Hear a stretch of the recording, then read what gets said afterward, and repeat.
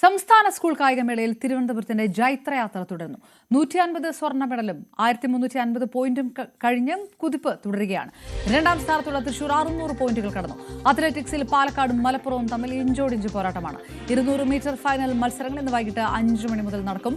എന്നാൽ കാലാവസ്ഥ പ്രതികൂലമായി തുടരുകയാണ്. ഹരികൃഷ്ണൻ ചേരുന്നു. ഹരി, മഴ ഒരാശങ്കയായി നിൽക്കുന്ന ഒരു സാഹചര്യം, അതിനൊപ്പം ഇഞ്ചോടിഞ്ച് പോരാട്ടം നടത്തുന്ന ജില്ലകളുടെ മത്സരം ഒരു വശത്ത്. തിരുവനന്തപുരത്തിന് തൽക്കാലം എതിരാളികളില്ല ഒന്നാം സ്ഥാനത്തേക്ക് എന്നുകൂടിയാണോ? വിവരങ്ങൾ എന്തൊക്കെയാണ്?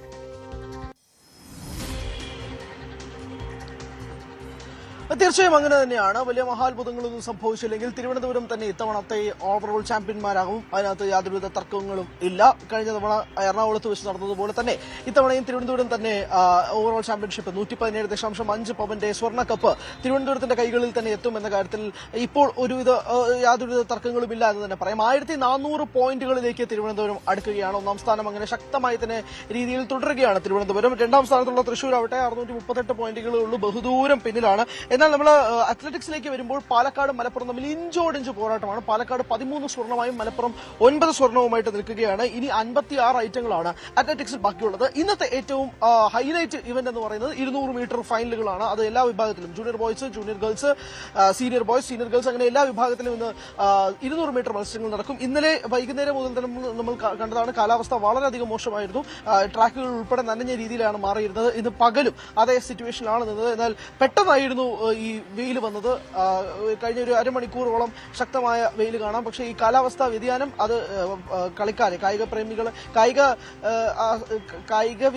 നടത്തുന്നവർക്ക് തന്നെ പ്രത്യേകിച്ച് ഇവർക്ക് വലിയ രീതിയിൽ ആശങ്കയാവുന്നുണ്ട്. ഈ ക്ലൈമറ്റ് സിറ്റുവേഷൻ എന്നൊക്കെ തന്നെ പറയേണ്ടി വരും. പക്ഷേ ഇപ്പോൾ നല്ല വെയിലാണ് നിൽക്കുന്നത്. ഇന്നത്തെ ഏറ്റവും പ്രധാനപ്പെട്ട മത്സരം വൈകുന്നേരം നടക്കുന്നത് 200 മീറ്റർ ആണ്. അതോടൊപ്പം തന്നെ ഇന്ന് നടന്നത് സെഫാനിയ നെട്ടു, നമ്മളെ ഏവരെ ഞെട്ടിച്ചുകൊണ്ട് ഐഡിയൽ കടകശ്ശേരി ഇന്ന് പോൾ വോൾട്ടിന്റെ ജൂനിയേഴ്സിൽ ഗോൾഡ് മെഡൽ നേടുമെന്ന് കരുതിയിരുന്നെങ്കിൽ അത് ഞെട്ടിച്ചുകൊണ്ടാണ് സെഫാനിയ നെട്ടു ഗോൾഡ് മെഡൽ സ്വന്തമാക്കുന്നത്. മാർബേസിൽ കോതമംഗലം എറണാകുളത്തിനാണ് പോൾ വോൾട്ട് ജൂനിയേഴ്സിന് സ്വർണ്ണ മെഡൽ നേടുന്നത്. രണ്ടാം സ്ഥാനത്ത് അമൽ ചിത്ര ഐഡിയൽ കടകശ്ശേരിക്ക് വെള്ളി കൊണ്ട് സംതൃപ്തി അടയേണ്ടി വന്നു. അതാണ് ജൂനിയർ പോൾ വോൾട്ട് പെൺകുട്ടികളുടെ വിഭാഗത്തിൽ ഇന്നുണ്ടായ ഒരു അപ്രതീക്ഷിത ട്വിസ്റ്റ് എന്ന് പറയേണ്ടി വരും. അതാണ് ഇന്ന് പകൽ സംഭവിച്ച ഏറ്റവും പ്രധാനപ്പെട്ട വാർത്ത.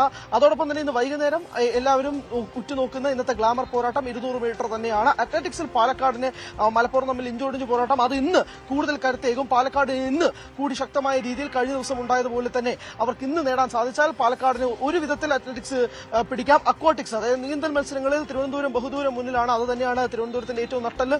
എല്ലാ വർഷങ്ങളിലും അങ്ങനെ തന്നെയാണ് ഉണ്ടായിട്ടുള്ളത്. ഇത്തവണ മാറ്റമൊന്നുമില്ല. തിരുവനന്തപുരം അക്വാട്ടിക്സിൽ നീന്തൽക്കുളത്തിൽ രാജാക്കന്മാരായിട്ട് തന്നെ നിൽക്കുന്നു. ഓവറോൾ ചാമ്പ്യൻഷിപ്പ് ഏകദേശം തിരുവനന്തപുരം സ്വന്തമാക്കുന്ന നേട്ടത്തിലേക്ക് തന്നെയാണ് കാര്യങ്ങൾ മാറുന്നത്. ഹരികൃഷ്ണൻ വിവരങ്ങൾ.